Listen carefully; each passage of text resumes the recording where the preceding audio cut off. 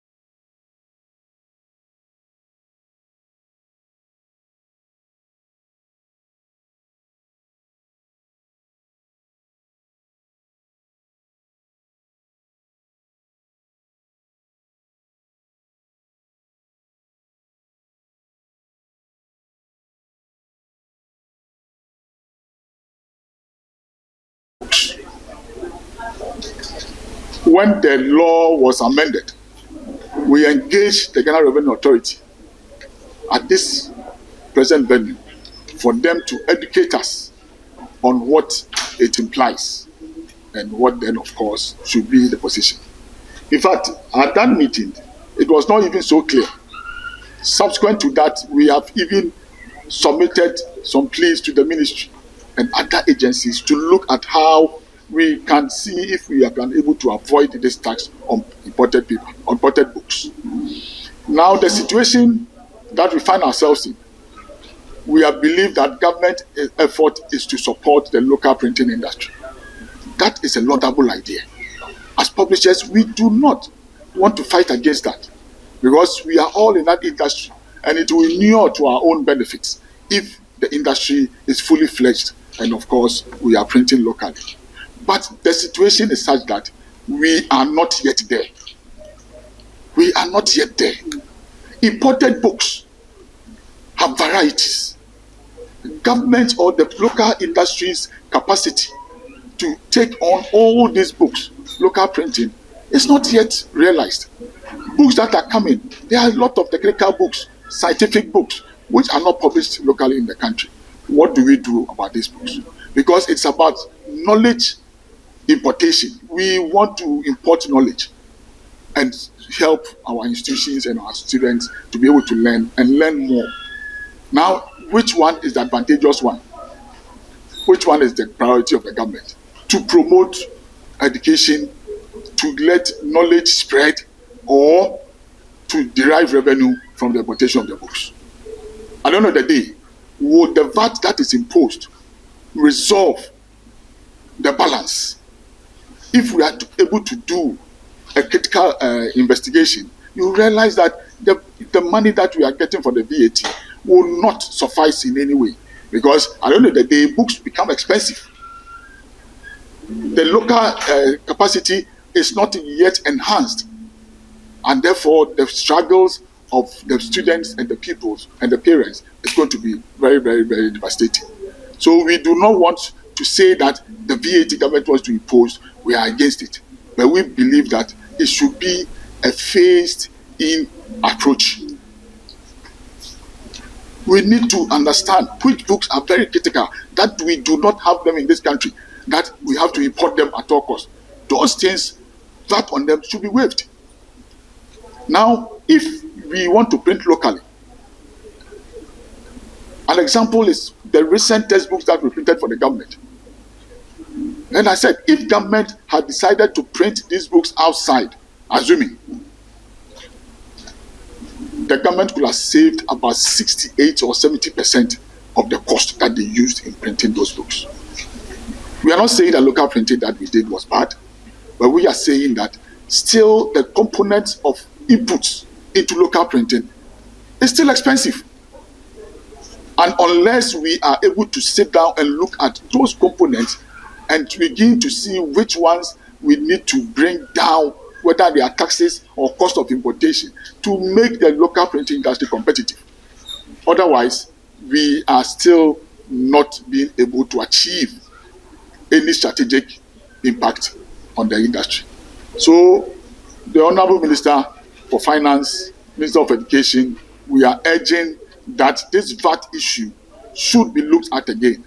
We want to have a meeting with the various institutions to see how we can also share some ideas with them and see if it's possible that we can suspend this VAT issue until such time that the government is able to identify which of the importations are very crucial to education, very crucial to minimizing the cost of books in the country. And then which ones, of course, the government decides that these ones will be VAT rated. Thank you very much on these issues. Our last point, the payment for the supplies of textbooks that we did last year. In fact, publishers were very magnanimous and had met the ministry's request that we should print the books on our own account and submit. By the time we submit, the government will have gotten money to pay for the books. Publishers did that, went for loans and printed the books. We submitted the books to the various destinations that the ministry asked us to do. Now we are almost getting to the second year. The payment is not forthcoming. Last August or thereabout, the ministry, through Get Fund, gave publishers a little over 19%. It ranged between 18 to 20% on the books, which meant that we are still being owed 80% of the contract. That is a worrying situation for us, because it is gradually eating into our profits, eating into our investments and capital. And that, I believe that government do not want the publishing industry to collapse, or the various publishers do not want their business to collapse. We are asking the minister, this is a personal plea from my good self to the minister, that within now up to the end of December, he should try and find money and pay these publishers. Pay these publishers so that they are able to have enough capacity to be able to do more jobs or more printing works for the educational system.